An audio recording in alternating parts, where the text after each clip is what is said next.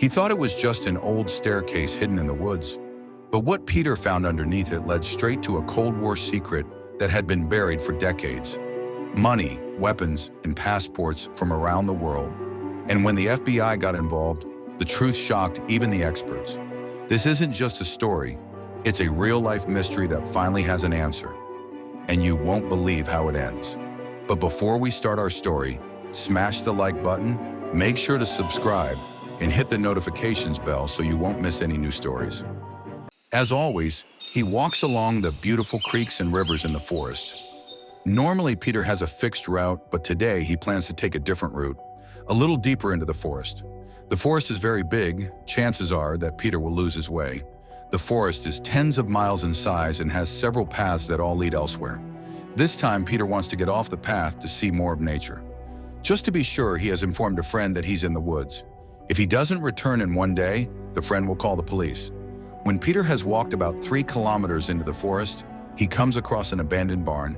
Seems like no one has been there for years. The wood of the shed is completely rotten and the black paint is gone. Then a little further, he sees an abandoned stone building. Since he is all alone and has a very bad telephone connection, he thinks it is a risk to just enter the building.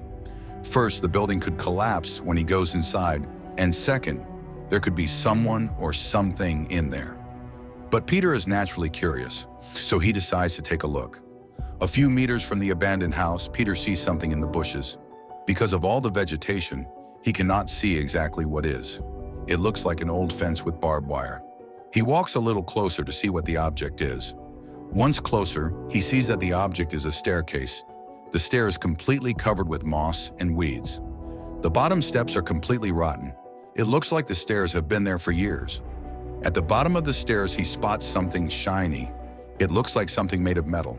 When he removes the plants at the bottom of the stairs with his bare hands, he sees that the metal object is a shutter.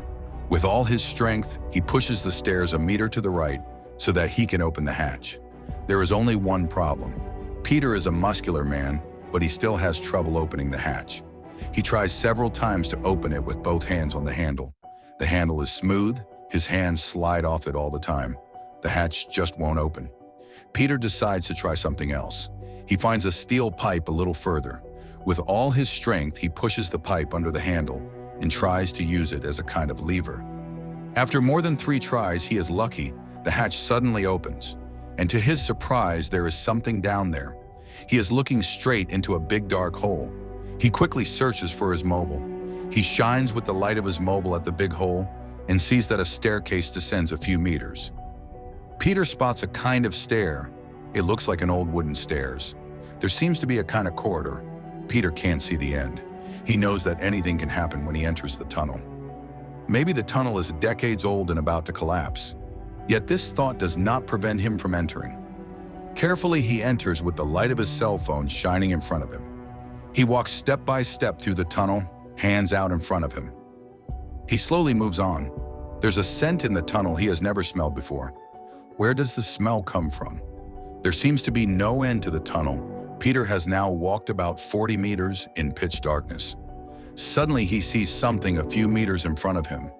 It looks like they are rays of the sun. He walks towards the light. Peter quickly walks towards the light, and he soon sees that there is a wooden door with 2 windows in it. One of the windows is broken and the other is full of dust. He looks for the door handle. A few seconds later, he found it. The door is open. It turns out to be the end of the tunnel. Peter comes right in front of the abandoned stone house. Peter finds it strange that the stairs do not end in the house. His feeling tells him to take a look inside the house. When he arrives at the front door, he sees that the door is ajar. That's nice because now he doesn't have to break it open or smash a window. He doesn't hesitate and quickly pushes the door, and his mouth falls open in surprise when he sees what's inside. To his great surprise, most of the furniture is still there. The ground is full of rubbish, and there is a foul, musty smell. He searches every corner of the house, but nowhere does he find any private properties that allow him to determine in any way who this house belonged to. He continues to search undisturbed until he comes across a staircase that leads to a room below. Step by step, he walks down the dark stairs. He can barely see anything. He uses the light on his cell phone as a flashlight. When he observes the dark space, he notices a large object in the corner. He slowly creeps closer. He comes closer and sees that it is a cube-shaped object, 3 feet high and 2 feet wide. The object is completely covered in dust. Peter carefully wipes the dust off with his hands. Then he recognizes the shape of the object. What he finds he never dared to dream? It's a safe with a combination lock. The safe is covered in dust and the door is closed. To his surprise, the safe is unlocked. He slowly opens the door. What he finds inside will make you scared. The first thing he sees when he opens the safe are banknotes. Countless of them, stacked on top of each other. They are wrapped in plastic. At first glance, they look like US dollars. Peter estimates it should be around $3,000. Peter pushes the notes aside and comes across a box of about 1 foot in circumference. There is a small keyhole on the front. There is an old key on the lock. Peter tries to open the lock with this key. Fortunately, the lock still works. When he opens the box, he doesn't believe his eyes. There is a weapon at the bottom of the box. Is it real or a fake one? Peter is not very familiar with weapons, but he immediately recognizes the shape of a revolver. And that ain't all. The revolver is completely made of gold. Peter carefully lifts the pistol out of the box. The weight of the gun is unreal. He barely managed to keep it in his hands. He carefully opens the cylinder with the 6 chambers. And guess what? There are 3 bullets left in the cylinder. The cylinder is built to lodge 6 bullets. Maybe the other 3 are already used. Peter quickly puts the revolver back in the box and continues his investigation of the safe. He notices something small in the back of it. He shines his light from his cell phone towards the back of the safe. He does not really see what lies there in front of him. When he approaches the object with his hands, he notices the musty smell of it, like the smell in the tunnel. The object looks like a backpack. The bag is completely moldy. Peter takes the bag out of the safe very carefully. He now sees that is an old school bag. The bag is made of leather and has several small pockets. Curious, Peter opens the bag and takes out some documents. At first glance, there doesn't seem to be special documents. Then he sees what they are. Passports. But there is something special about these passports, because they are not US citizens. There are ID documents from countries all over the world. France, Germany, Brazil, but mostly many Russian passports. Peter doesn't understand. There aren't United States passports among them. How come? He opens one of the passports and sees a Russian name, Andrei Rostov. The name doesn't ring a bell. Is it a real name? The photo of the guy looks real. Then he opens another one, hoping this one will tell him more. The first thing he sees is a photo of a man. He looks sporty and quite young. Peter estimates he must be around 30 years old. As with the other passport, this man has a Russian name, Igor Nikolaev. What's going on here? Curious, Peter opens the bag and takes out some documents. At first glance, there doesn't seem to be special documents. Then he sees what they are. Passports. But there is something special about these passports, because they are not US citizens. There are ID documents from countries all over the world. France, Germany, Brazil, but mostly many Russian passports. Peter doesn't understand. There aren't United States passports among them. How come? He opens one of the passports and sees a Russian name, Andrei Rostov. The name doesn't ring a bell. Is it a real name? The photo of the guy looks real. Then he opens another one, hoping this one will tell him more. The first thing he sees is a photo of a man. He looks sporty and quite young. Peter estimates he must be around 30 years old.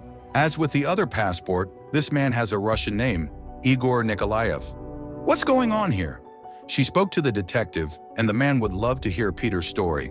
She made an appointment. Peter and the man meet up that afternoon, and Peter tells him the story and shows him the stuff. The man's reaction is priceless. He can hardly believe Peter's story. How is it possible no one has ever found the house? In addition, he finds it strange that no data about the house is stored anywhere. Normally, every case is stored. The detective is obsessed with the different passports. He has them examined by a specialist. It could be they are fake. The revolver is also examined, mainly for fingerprints. The money is stored in a safe. Peter is told that he will be called when they have discovered something. He can't wait. After more than a month, Peter receives a call on his mobile. The call is anonymous. He takes it. It's the same detective who helped him that day. His voice is excited, and Peter immediately notices that he has something special to say. The man begins to tell what they find out in the last month. After weeks of research, they finally find out who owns the house, passports, and other belongings. Peter is flabbergasted. He can't wait to hear the rest of the story. The house turns out to be the hiding place of a Russian spy during the Cold War. Heron police have partially turned the case over to the FBI. They carried out a large-scale investigation and ended up in Russia. From there on, the Russian police took over the case. They set up a large investigation to find relatives of the spy. After a few weeks, they made some progress in the case. They found his real name, Lev Orlov. Peter listens carefully to the story of the detective. The spy appears to have died a few years ago. The relation with Russian Federation is much better these days, which is why the police decide to transfer the items to Russia. Peter can hardly believe the story. He is very happy. The Russians have searched for the spy's family. It didn't take long for the police to find the family. The family comes from a small town near Moscow. They visit the spy's daughter and her husband. The daughter is 56 years old. They were obviously surprised by this incredible story, but the family is very happy that they received the documents and passports from their kinsman. They have sent a postal to Peter thanking him for all his effort. Peter is very happy and relieved that he has now learned the story behind his special discovery. It is a story that he will tell relatives and friends more than once. The dilapidated house is demolished and the land is given back to nature.